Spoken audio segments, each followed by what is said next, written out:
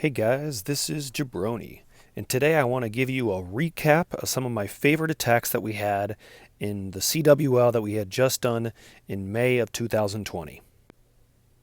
We're going to start here with an attack by CB Warrior, and he brought on this base a YetiBoBat attack. Now he does use a Grand Warden walk, so I'm going to hit 2 times here on the speed because this takes a little bit of time. But obviously he's trying to create his funnel, and so there was a lot of buildings over here on the left that he wanted his Grand Warden to take down, including this air defense, so that way the air defense doesn't pick off the healers, and those buildings are on the left are taken down, forcing his kill squad then to come up through the middle. All right, let me slow this down now. From here, he brings his king and his siege barracks over here at the 12 o'clock area to take down those buildings. Tesla farm pops up. He uses some test balloons here just in case there's any seeking air mines that might shoot down his healers.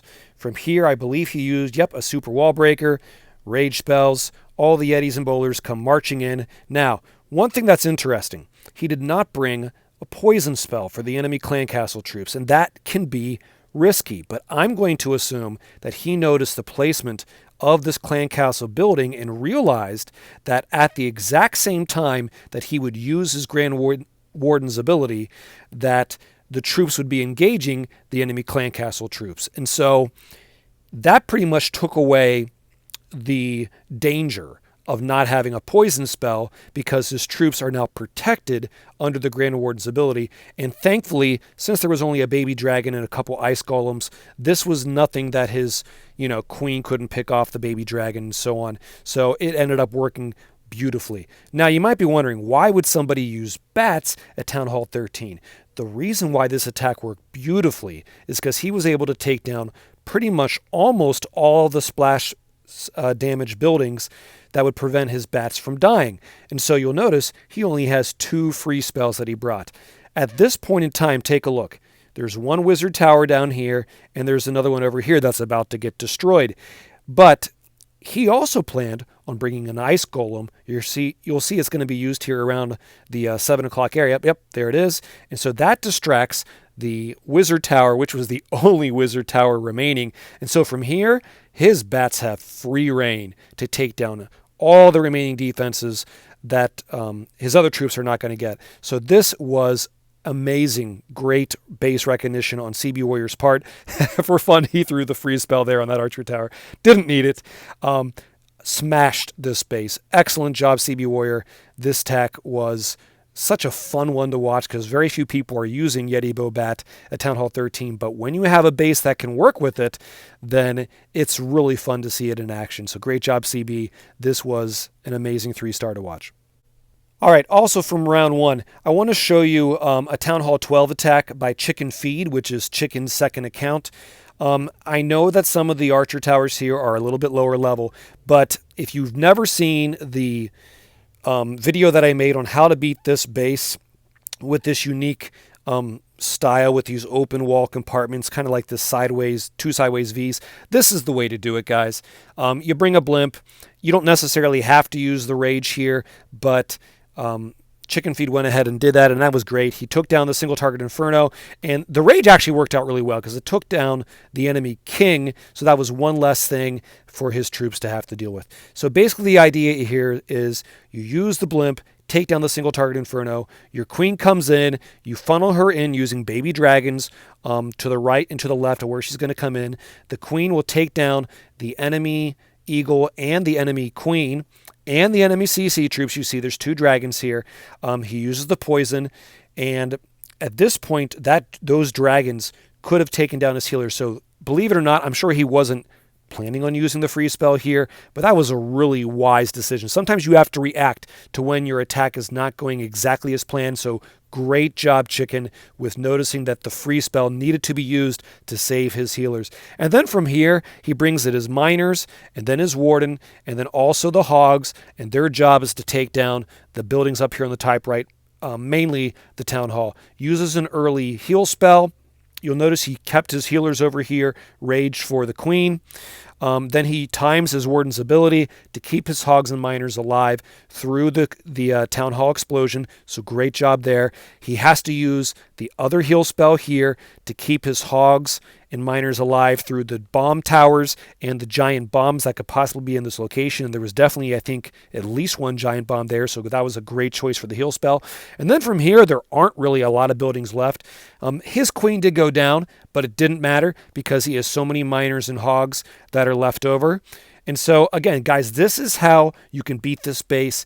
If you want to see some Town Hall 13 examples, you can check out my channel. I have this exact same style used on how to beat this style of base. So, guys, if you ever see this base, there's an easy way to take it down, and this is the way to do it. Great job, Chicken Feed.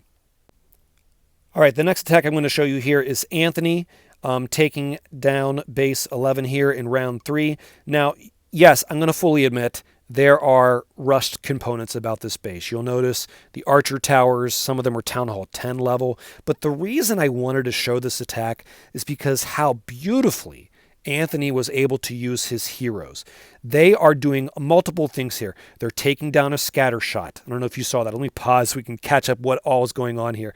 The Royal Champion took down a scatter shot and an air defense. The King and a baby dragon are taking down all these buildings here in the 9 o'clock corner. His Queen, he put her down at a position where she would continue to walk to the north and then reach this town hall. So he's getting huge value from his heroes. And this is why I wanted to show this attack, despite the fact that this is kind of a rushed Town Hall 13. And then from here, notice, he has a nice path to get his E-Drags to go towards the Eagle, the air defense that's here, the enemy Queen.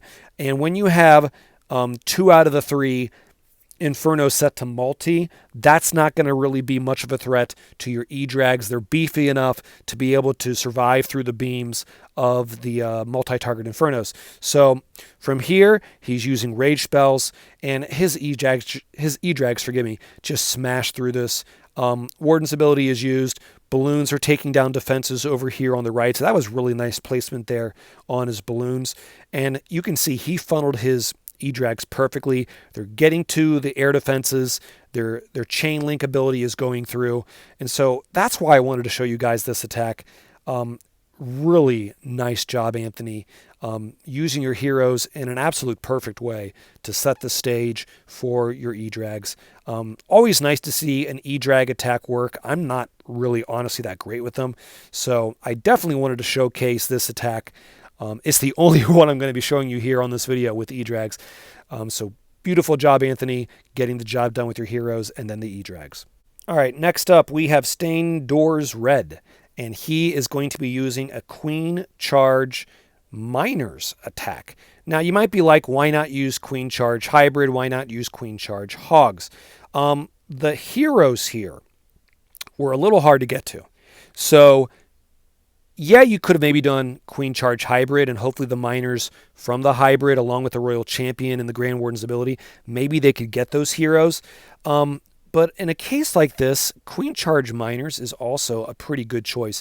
And I'm going to be honest with you, Queen Charge Miners is simpler to execute than Queen Charge Hybrid, and it can maybe be a little bit easier to execute than Queen Charge Hogs. And again, since there was the Royal Champion and the Queen deep inside that base, Hogs might have been a little risky without having the miners. So I thought this was a great choice. So the reason I loved this attack, and again, let me pause since I was talking about why you would choose Queen Charge Miners, is that Stained Doors Red did a beautiful job of setting the table.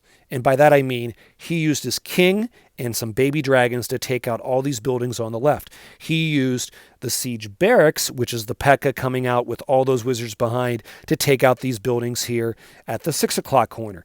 And so that creates a beautiful, predictable path for his Queen Charge and then also for his miners. So his Queen, her job is to path now to get this, this scatter shot. Yeah, that's the word. And the town hall. Fortunately, I think it was his P.E.K.K.As. I forget what lured out the CC. I should have watched this before. My bad. But thankfully, the CC troops went over here to the right, so they're going to go to the Queen next. And then from here, he's bringing in his miners with his Warden and his Royal Champion. Heal spells are used. Rage spell to keep the Queen alive. Maybe that rage spell should have been a little bit further back to get the healers as well. But the queen gets the job done. Now, he also brought a jump spell. Normally, I would not probably use a jump spell with queen charge miners or hogs or hybrid attacks, but this worked out really, really well, and I want to show you why. Because this jump spell allows his queen to jump to get to the scatter shot and the enemy queen, which could be major issues for his hog riders. And Staindoors Red's choice of where to use the free spell was absolutely perfect. And so from here, it's just a matter of, he used his heal spells where he needed to keep the miners alive. Again, that jump spell also allowed his queen to get to the Inferno, which also was a key part to making this attack work and keeping his miners alive with his queen shooting down the multi-target Inferno. So great job, Staindoors Red. We like to call him SDR. He set up this base perfectly. Excellent job. All right, next attack, we have CB Warrior hitting one of the most famous bases you're going to see in Legends League and also in CWL, and this is one of Itsu's many, many bases. This one I think is used more than any other ones that I've seen him use, that I've seen other people use of his. So the idea here is you charge your queen in to get the Town Hall, and that's always a great thing to do in CWL. You always have to make sure you get the Town Hall. So what's the plan from here? You're going to see he's going to bring a blimp from somewhere in this 3 o'clock area, and the blimp's job is to take down the single target Inferno compartment, because those single target Infernos could be a major issue for his queen. So here it is. Blimp comes in, takes down the single target Inferno. He does use a rage spell, and the clan castle was also lured out at this time. Now, his queen probably would have also gotten to the luring out the clan castle, but either way, clan castle was lured out. You'll see he's patient here on when he's going to use his poison. Wait for it. It's going to be coming here eventually. All right, so he rages up the healers. Poison spell is now brought down because now he knows that the clan castle troops are definitely going towards the queen. So excellent job on the timing of the poison spell. The king now comes over here to start kind of setting up the funnel a little bit for his hybrid, which is the hogs and the miners, along with the royal champion and the warden. Heal spell is brought down for the miners and the hogs. He definitely has to use the other heal spell somewhere near these bomb towers. He also, you'll notice, used the warden's ability timed to keep the troops alive through the eagle shots. And then normally with hybrid attacks, you're going to bring 2 free spells. And most of the time, those free spells are used for the scatter shots, which is exactly what CB Warrior used here. So guys, this is how you beat this base. Is it always going to work for you? Maybe not, but it's probably going to give you a high percentage 2-star, even if you don't, do all the deployment parts perfectly. But CB Warrior has hit this base so many times with hybrid in Legends League that I think I remember he claimed this base early in the round, which I thought was great because he knows how to beat it. Guys, whenever you have people in your clan who know how to beat a base from previous experience, let them hit the base, okay? You need to get as many 3-stars as possible. And CB Warrior, that's exactly what he did on this base, so great job. All right, next up we have an attack that I did here, and this time I did queen charge hogs.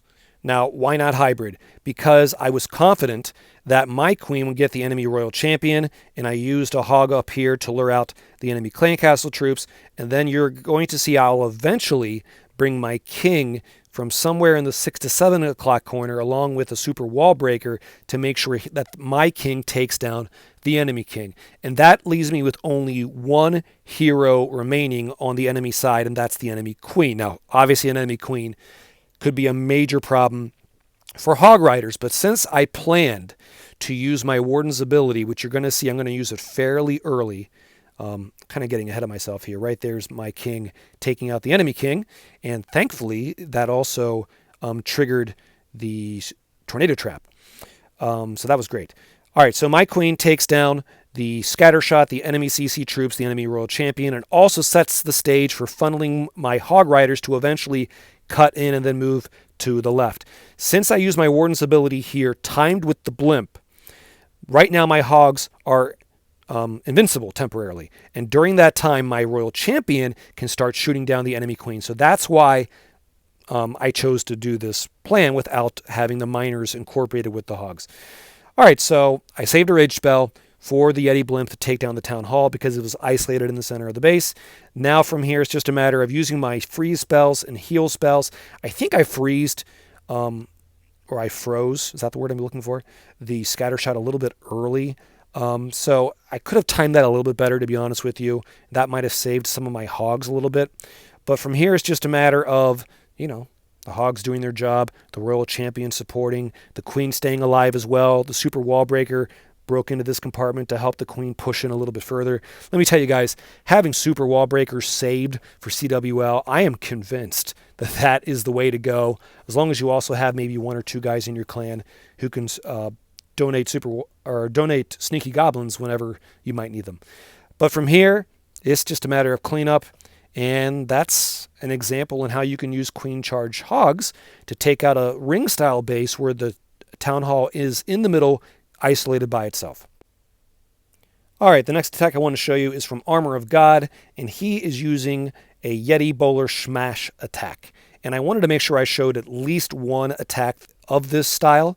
So the idea is you use your queen at one, not your queen, you use your king at one corner to funnel. He used his king to take down the enemy royal champion. That was smart. You don't want to put your warden at that corner because the warden would get killed by the enemy royal champion. And also notice these air sweepers are double pointing to the bottom, so you don't want to put your healers at that corner. That would just be a recipe for disaster. So that's why he brought his royal champion, his Grand Warden. I can't speak today. That's why he brought his Grand Warden over here at the 9 o'clock corner to set up that part of the funnel. All right, from here, he uses his jump spell, and he admitted in chat after he did this attack that he actually messed up with his jump spell deployment. He meant for it to cover over these two different wall sections to get his troops into the compartment that had the town hall. But it worked out well because he rages his troops, and so they're going to bust through these walls. From here, he has to plan his quakes. Now, he chose to use a blimp, which I thought was interesting, instead of using a siege barracks. But this worked out well. It added a little extra punch with the death damage of the blimp onto the town hall.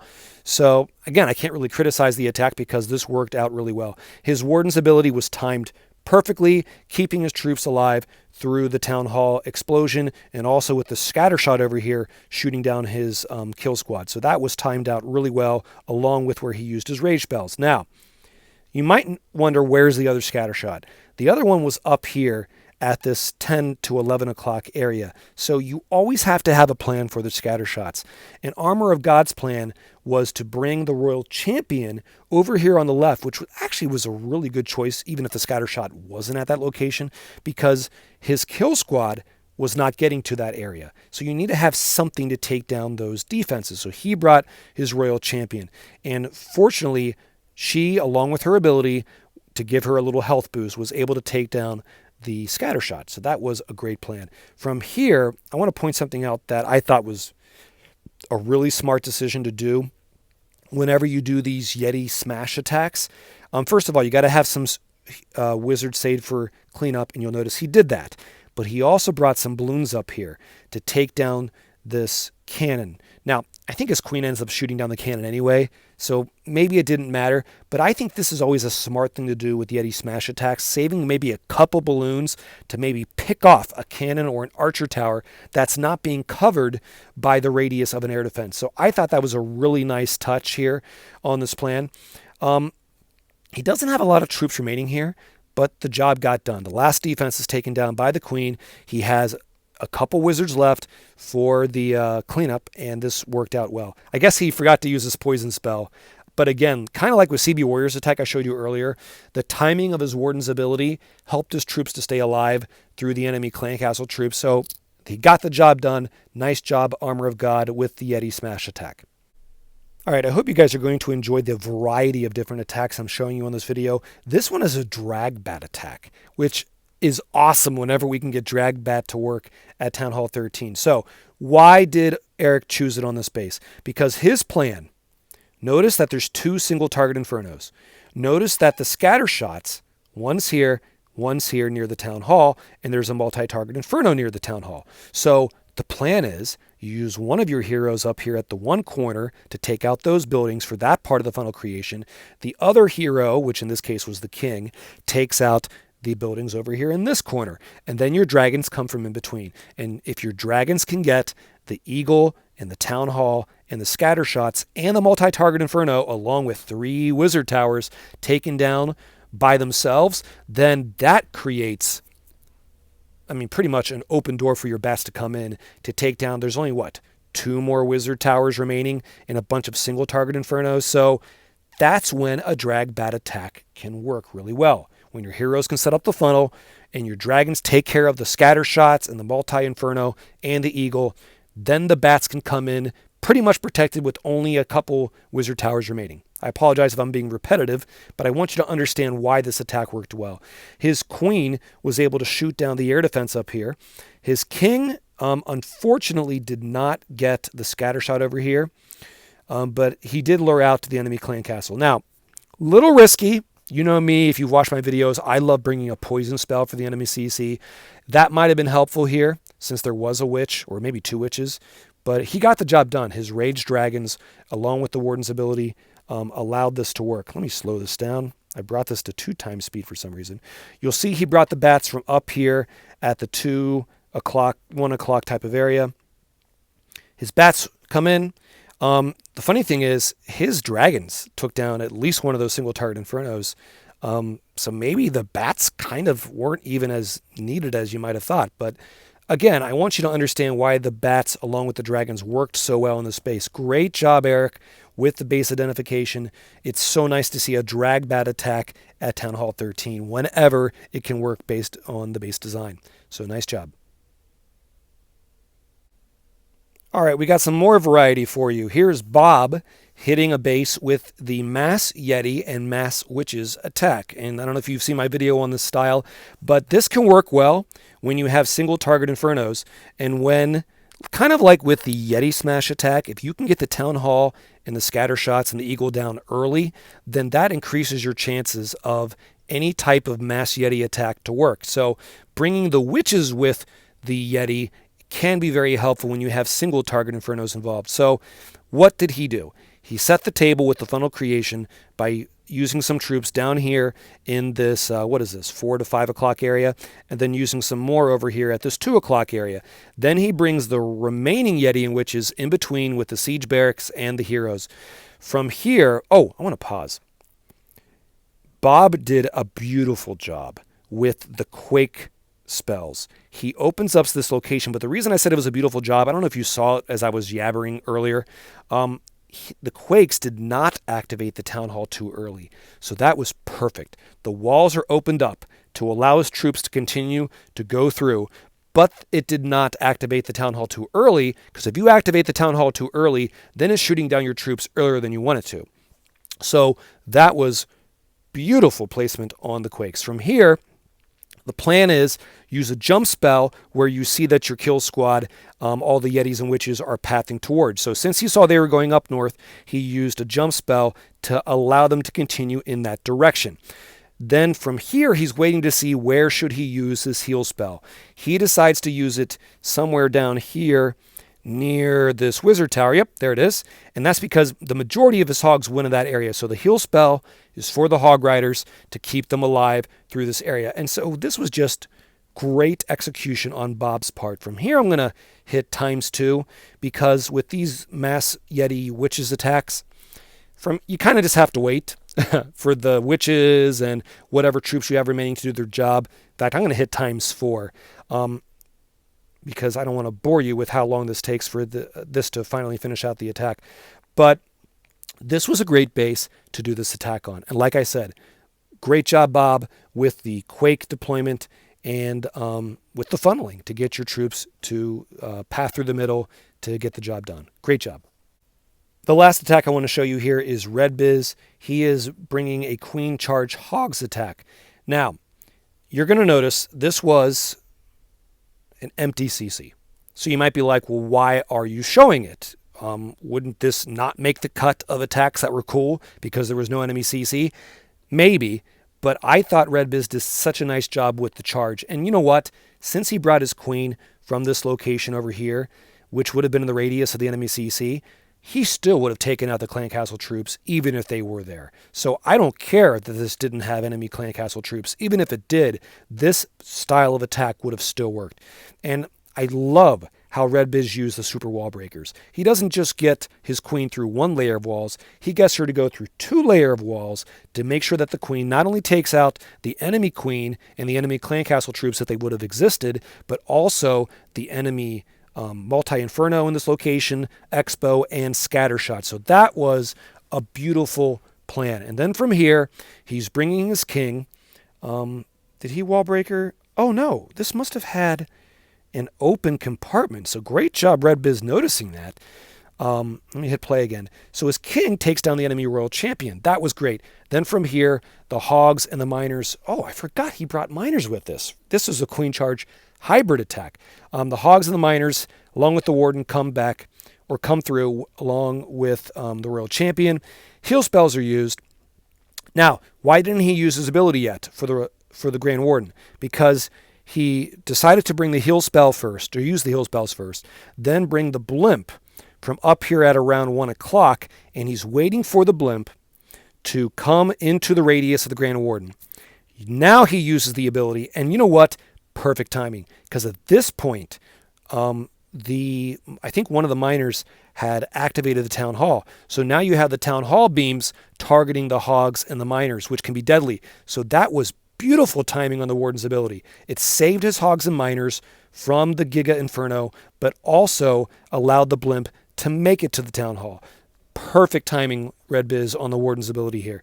From here, it's a matter of using the heal spells. Since both scatter shots are down, he was able to use the last freeze spell on the ground set Inferno, which can definitely wreak havoc to your hogs and miners.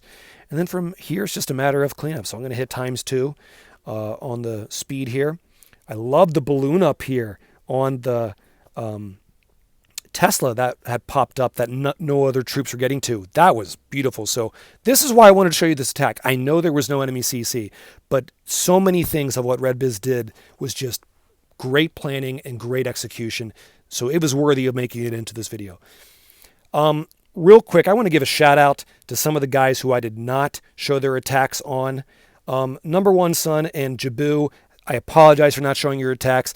They hit a lot of bases that were lower level, but I want to give a shout out to them because those 2 guys, along with Zepp, one of our Town Hall 12s, they took the dirty job of cleaning up the lower level bases. And you got to have guys who are effective attackers who can do that.